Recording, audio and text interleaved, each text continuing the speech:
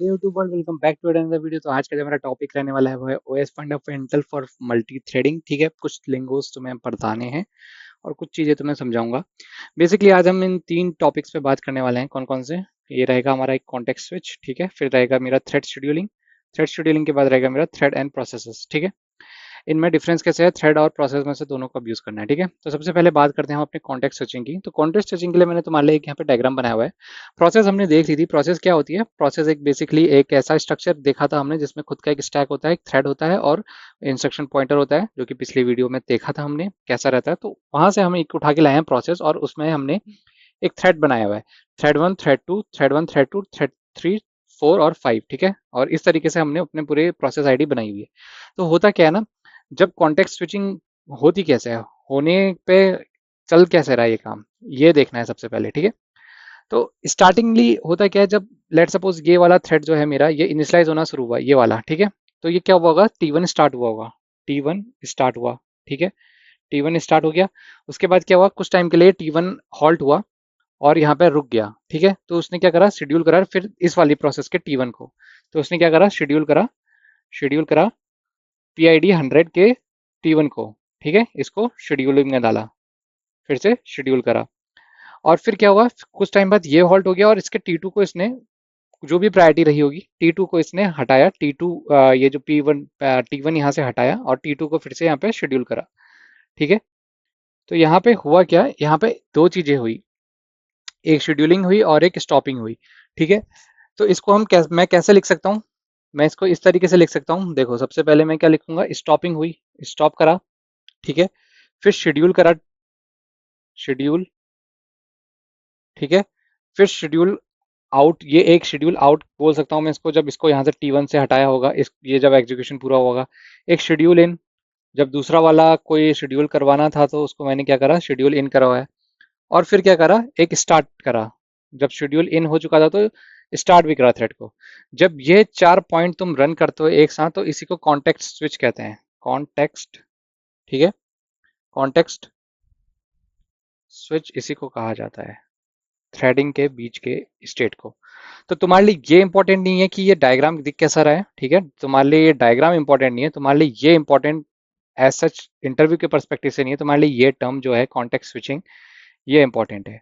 ठीक है, वो पूछ सकता है कि तुम्हारा कॉन्टेक्स्ट स्विच कैसे होता है। कॉन्टेक्स्ट स्विच क्या होता है, कोई एक थ्रेड है, जैसे थ्रेड है, ये चल रहा था, इसको स्टॉप करना, इसको शेड्यूल आउट करना ताकि दूसरा थ्रेड उसकी जगह ले सके, T1 उसकी जगह लेगा, उसको शेड्यूल इन करवाना और फिर उसको स्टार्ट कराना। इन चार स्टेप्स को हम कहते हैं कॉन्टेक्स्ट स्विचिंग। ठीक है, कॉन्टेक्स्ट स्विचिंग के बाद हमारा कॉन्सेप्ट क्या है, कॉन्टेक्स्ट स्विचिंग के बाद था हमारा थ्रेड शेड्यूलिंग। ठीक है, उससे पहले एक की टेक अवे मैं तुमको यहाँ पे देना चाहता हूँ। ये जो कॉन्टेक्स्ट स्विच है, इसका की टेक अवे ले लो। ठीक है, ये इंटरव्यू में तुम्हें पूछ सकते हैं, की take, TAKE, take away, AWAY।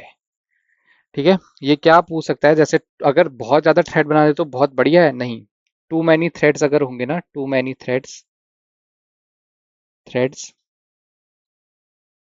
ये तुम्हारा थ्रैशिंग करवा देगा, THRASHING। ठीक है, बहुत ज़्यादा थ्रेड भी अच्छी बात नहीं है। और एक थ्रेड की एक बहुत अच्छी बात ये होती है कि अगर थ्रेड जो होता है ना, वो कम रिसोर्स लेता है प्रोसेस से। जो हमारा थ्रेड होता है बेसिकली, THREAD, थ्रेड जो होता है, ये लेस रिसोर्स लेता है बजाय कि किसके, प्रोसेस से। प्रोसेस थोड़ी कॉस्टली पड़ जाती है तुम्हें। ठीक है, तो थ्रेड जो होता है तुम्हारे रिसोर्सेज कम डिप्लीट करता है। अब इसको थ्रेड की शेड्यूलिंग कैसे होती है ओएस में, बेसिकली थ्रेड शेड्यूलिंग की अगर बात करी जाए तो इसकी बात कर लेते हैं पहले, थ्रेड शेड्यूलिंग की। THREAD, schedule, SEHEDULE। ठीक है, थ्रेड शेड्यूलिंग कैसे करी जा रही होती है, थ्रेड शेड्यूलिंग का सीधा सा, वैसे तो बहुत सारे तरीके होते हैं करने के। ठीक है, एक सिंपल जो ओएस जैसे विंडोज है तुम्हारा, वो क्या करता है, डायनामिक प्रायोरिटी सेट करवाता है। ठीक है, डायनामिक, DYNAMIC, डायनामिक प्रायोरिटी। इसको ऊपर ऊपर से ही पढ़ना है, तुम्हें इसके डीप में नहीं जाना है, क्योंकि इंटरव्यू में वो तुमसे ओएस तो नहीं पूछेगा। ठीक है, ओएस का इंटरव्यू थोड़ी ना है। डायनामिक प्रायोरिटी ये कैसे सेट होती है, एक स्टैटिक होता है, स्टैटिक प्रायोरिटी, PRIORITY, प्लस क्या देता है, बोनस। ये फॉर्मूला होता है उसका। ठीक है, तो तुम्हें बोलेगा थ्रेड शेड्यूल कैसे होते हैं। तो तुम्हें बताना है कि भैया एक डायनेमिक प्रायोरिटी नाम की एक ओएस में एक चीज होती है जो कि दो चीजों से मिलकर बनी होती है, एक स्टैटिक प्रायोरिटी और एक बोनस।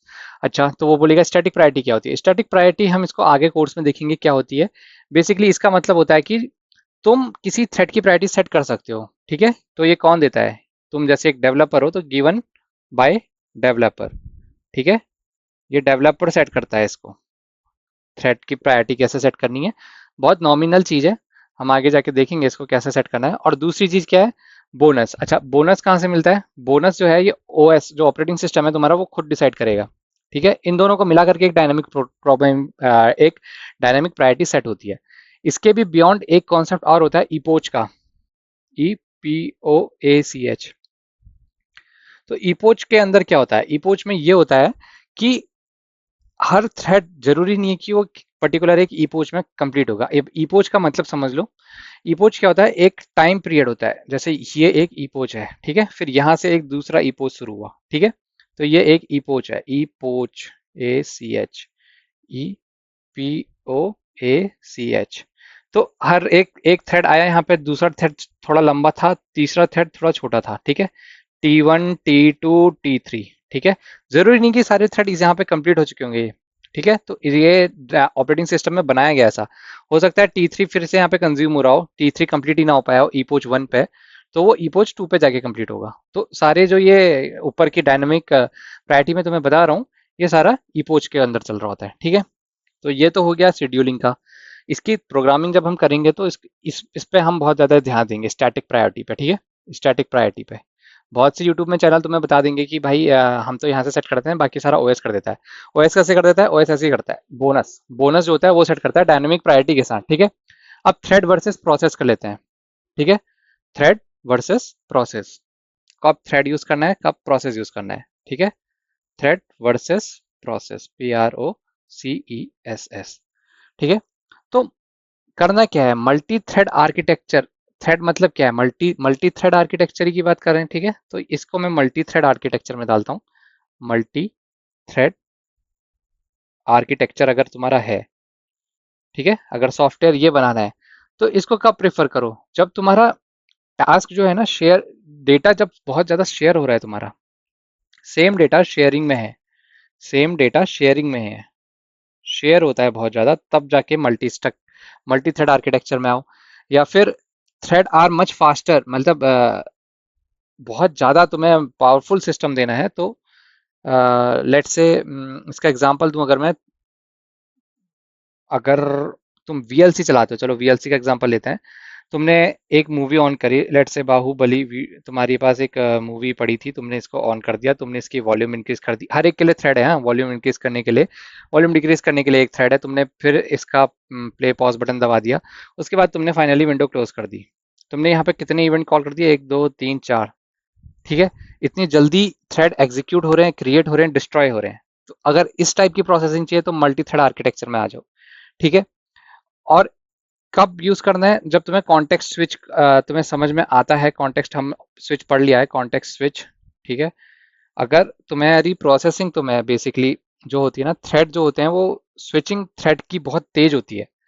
जो ये हमने ऊपर कॉन्टेक्स्ट स्विचिंग का कॉन्सेप्ट पढ़ा, इसमें स्विच जो हो रहा है ना बहुत तेज होता है, लाइटनिंग फास्ट समझ सकते हो, लाइटनिंग फास्ट, ठीक है। इतनी तेज स्विच हो रहा होता है, उतनी तेज प्रोसेस नहीं हो पाती है स्विच, ठीक है। एक प्रोसेस से दूसरी प्रोसेस में जाने में टाइम लग जाता है। तो उस केस में तुम मल्टी थ्रेड आर्किटेक्चर में आ जाओ, ठीक है। और अगर ऐसा नहीं है, मल्टी प्रोसेस आर्किटेक्चर कब यूज करना है। सिस्टम दोनों ही है दुनिया में, ऐसा नहीं है कि थ्रेड अच्छे हैं प्रोसेसेस बहुत बेकार है। देखो जिसकी जैसी नीड होती है ना वो वैसा सिस्टम बनाता है, ठीक है। तो मल्टी प्रोसेस अगर आर्किटेक्चर है, तो इस सिनेरियो में क्या करोगे, इस सिनेरियो में अगर अगर ये बनाया है तुमने, तो प्रोसेस जो है ना वो डेटा ज़्यादा शेयर करती नहीं है, वो प्रोसेस का खुद का अपना डेटा होता है, वो दूसरे प्रोसेस के साथ डालेगी नहीं उसे। तो बेसिकली यहाँ पे क्या आ गया, सिक्योरिटी आ गई, SECURITY, ठीक है। तो आर्मी वगैरह के जो सॉफ्टवेयर होते हैं वो प्रोसेस बेस्ड होते हैं, स्टेबिलिटी होती है इनमें बहुत ज़्यादा, सिस्टम क्रैश नहीं करता एकदम, ठीक है। और सिक्योरिटी तो रहती है। दूसरा, अगर तुम्हारा जो टास्क है ना वो एक दूसरे से रिलेटेड नहीं है, task are unrelated, task are unrelated, unrelated basically एक दूसरे पे डिपेंडेंट करते ही नहीं है टास्क, तो उस टाइम पे क्या करो तुम, मल्टी प्रोसेस आर्किटेक्चर पे आ जाओ। ठीक है, तो ये था आज का वीडियो। ये बेसिक एक अप्रोच थी हमारी किसकी, मल्टी थ्रेड को समझने की। किसमें, ओएस के थ्रू, क्योंकि ऑपरेटिंग सिस्टम के थ्रू ही देखो पहले ओएस आया, उसके बाद ये प्रोग्रामिंग लैंग्वेजेस धीरे धीरे धीरे धीरे डेवलप होनी शुरू हुई, चीजें समझ में आई, लोगों ने थ्रेड वगैरह समझा, जावा में बहुत ज्यादा थ्रेड का यूज होने लगा। और अभी भी extensively micro services based architecture इतना डिमांड में है आज भी 2025 में, कि मल्टी थ्रेड आर्किटेक्चर का अगर तुम्हें नॉलेज है तो तुम्हें जॉब बहुत इजीली मिल जाएगी। ठीक है, इसकी प्रोग्रामिंग अलग होती है, इसीलिए अलग होती है क्योंकि तुम्हारा यूजर बेस आज इतना बढ़ चुका है, डेटा इतना ज़्यादा आता है, डेटा साइंस में लोग बढ़ते जा रहे हैं। तो मैंने जैसे यहाँ पे तुम्हें बताया कौन सा आर्किटेक्चर कब यूज़ करना है, जब मैंने यहाँ पे बताया तुम्हें कॉन्टेक्स्ट स्विचिंग लाइटनिंग फास्ट है, अगर शेयर करता है तुम्हारा सेम टाइप का डेटा, तब जाके तुम इसमें मल्टी थ्रेड आर्किटेक्चर बनाओ। तो चीज़ें जो है वो एक दूसरे से बहुत ज़्यादा लिंक होती हैं। बेसिक अगर स्ट्रांग हो गया तो तुम्हारा आगे को जो फ्लो है स्ट्रांग बनता जाएगा। ठीक है, तो आज का वीडियो यहीं तक था। वीडियो पसंद आएगा तो लाइक से सब्सक्राइब जरूर करना, अपने दोस्तों के साथ साझा जरूर करना, और मेरे लिए कोई क्वेश्चन होगा तो कमेंट सेक्शन में आके मुझे जरूर बताना। ठीक है, अगली वीडियो में मिलेंगे।